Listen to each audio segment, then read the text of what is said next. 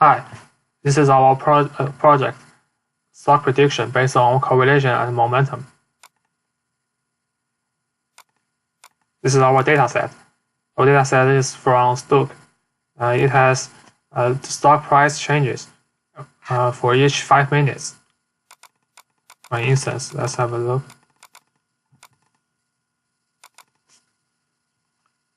It has the stock data for recent years. So it starts at 3:35 p.m. and ends at 10 p.m.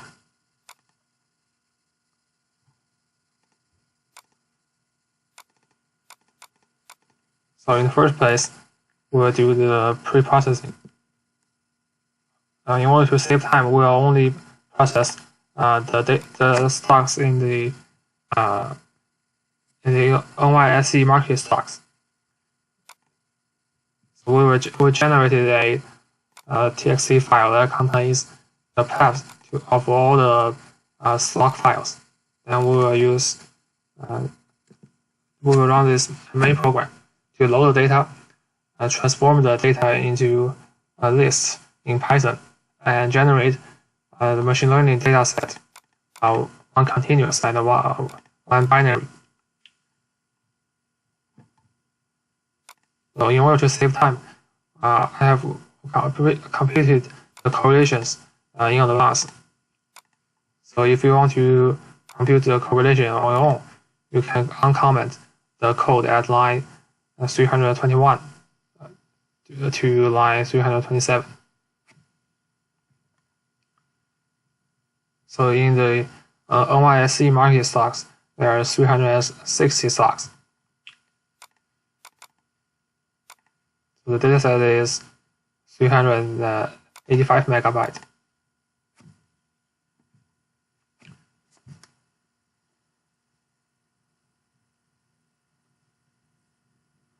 So because the data is for every 5 minutes, and we transform the time into timestamp. So each timestamp is 5 minutes. So we have so in all we have 28,000 timestamps. So it may take some time to load the data set and compute the SMA and LMA, etc.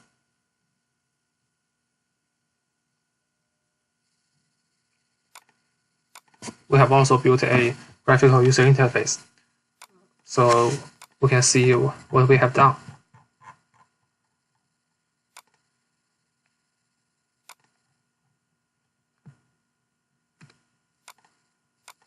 So with this GUI, we can draw the graphs. For instance, let's look at the original graph.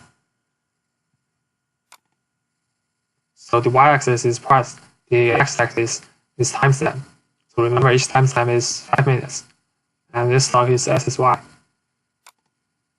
And we look at the long-term moving average and short-term moving average. So the long-term moving average does not change much, but the short-term moving average changes closely to the actual price. And the continuous data. So the continuous data set is that for a target stock, we look at all the correlated stocks and compute the LMA minus SMA, multiply the correlation for each correlated stock. So as you can see, the target stock SSY has 3 correlated stocks. The x-axis is the normalized SMA, LMA minus SMA multiplied correlation. The y-axis is normalized price. So as we can see, there is clearly some kind of relationship between the price and the difference. Also note that the price here is the price of the target stock, and the difference here is the difference of the 3 correlated stocks. So we can find the relationship.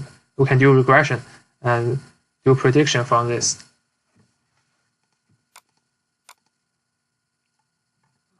Let's look at another example, AINC. Oh, not this one.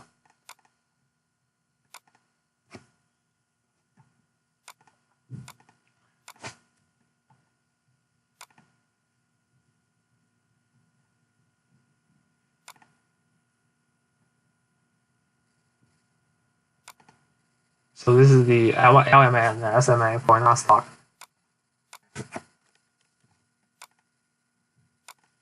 Let's look at this graph, the continuous data set for A and C.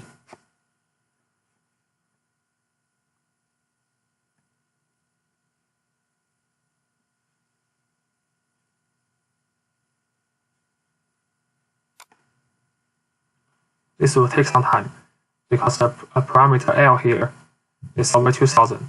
This means the long-term moving average will compute the average of over 2000 data points.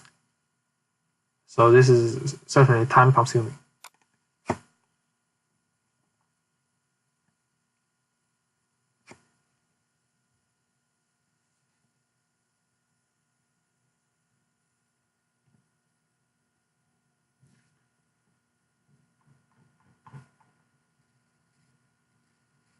So as we can see, this stock, A and C, has two correlated stocks. But we can't see any relationship between the price and the difference. I think this is in a mess.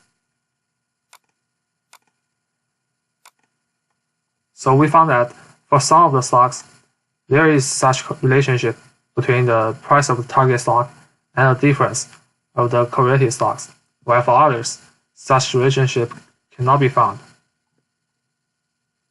So let's look at the binary data set.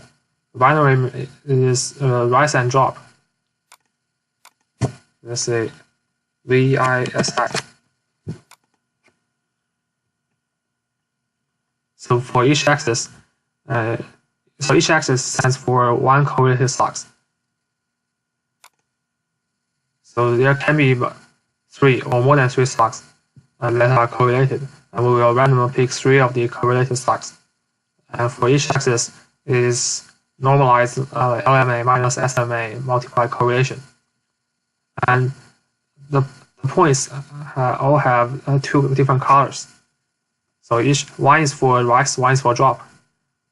As we can see, there is some kind of boundary between the rise points and drop points. So we can use multivariate machine to learn from this data set and do a prediction. But this is not always the case. If we look at another example, like TRXC.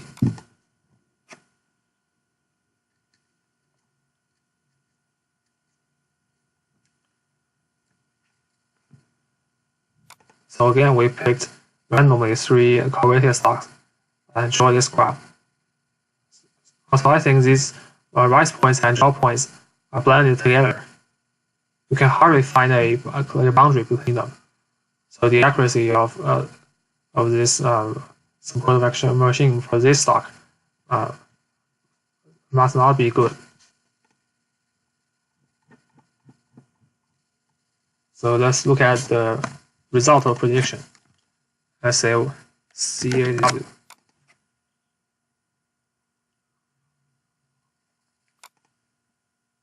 So for this stock, we can see that the prediction can see the inclination of the stock.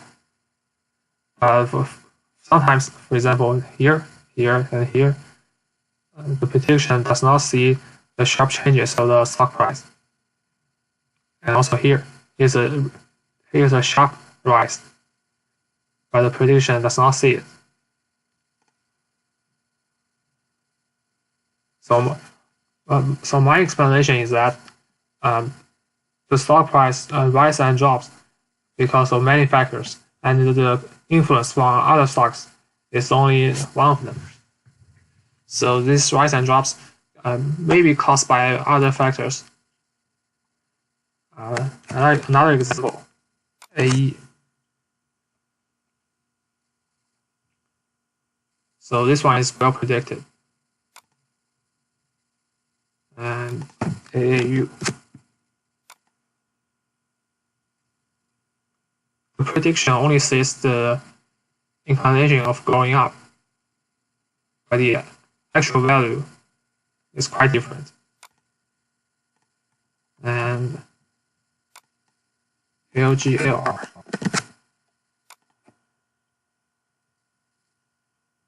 So the accuracy of this stock is quite good. And MLSS.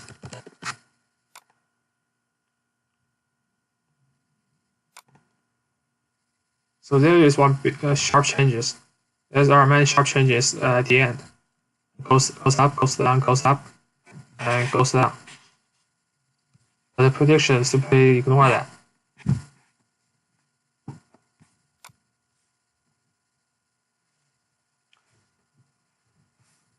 So my conclusion is that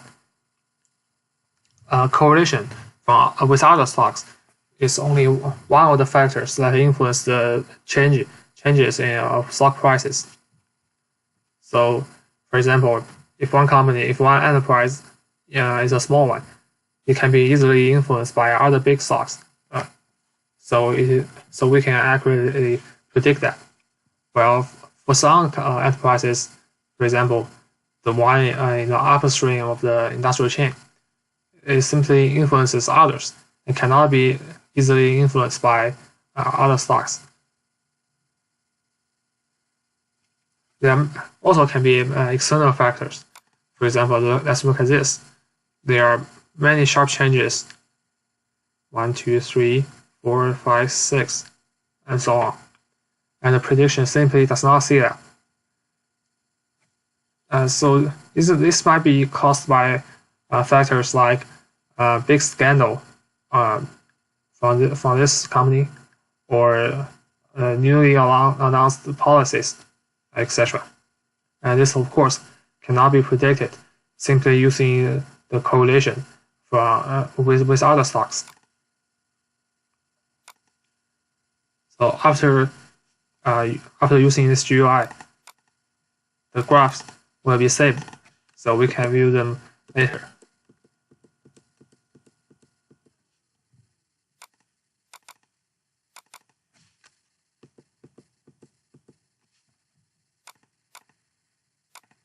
Okay, that's all. Thank you.